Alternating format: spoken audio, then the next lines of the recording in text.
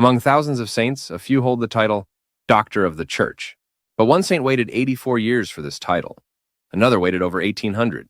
The list is still growing. The first martyred doctor was named only in 2022. What makes a doctor? Why the huge delays? And why does this title still matter?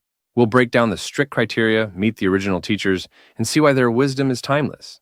First, the name itself. Doctor comes from the Latin word for teacher. These are the church's master educators.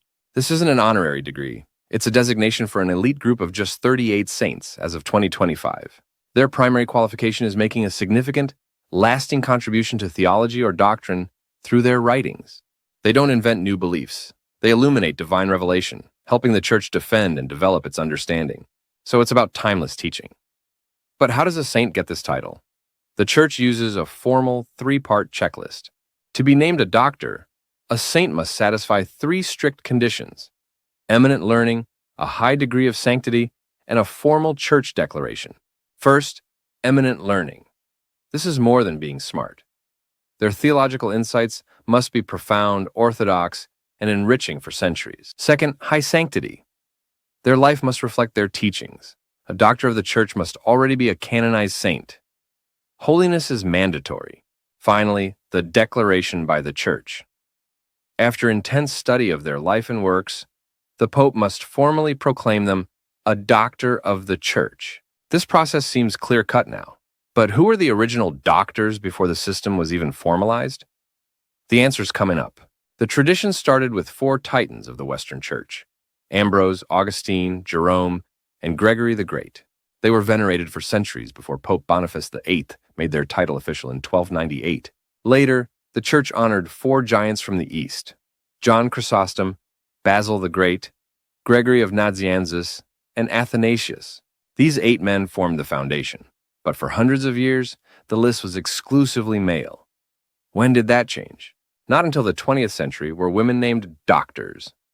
Today there are 4: Teresa of Avila, Catherine of Siena, Thérèse of Lisieux, and Hildegard of Bingen.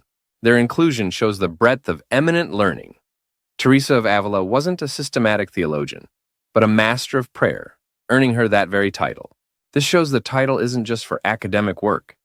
It can be for profound letters, mystical writings, or defenses against heresy. So the list has evolved, recognizing different kinds of genius. This answers our earlier question. The principles are old, but their application has expanded. But this brings up the most critical complexity. Even with this high honor, the writings of a doctor are not considered free from error. Why? Because they are brilliant human interpreters, not sources of divine revelation. Their work is honored for its overall soundness and profound impact. Let's return to that 1800-year wait. Irenaeus, named a doctor in 2022, was called the Doctor of Unity.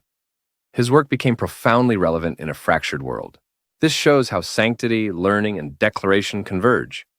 The learning of Augustine's theology and Teresa's prayer are different in form, but equal in teaching power. So, doctors are not dusty relics. They are a living library of wisdom, whose insights on truth and holy living continue to guide the faithful. They represent the union of profound intellect and profound faith, and the tradition is far from over. In 2025, St. John Henry Newman was named the 38th Doctor.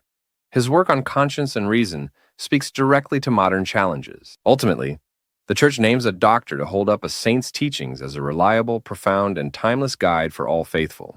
The title celebrates saints whose minds were as on fire with love for God as their hearts.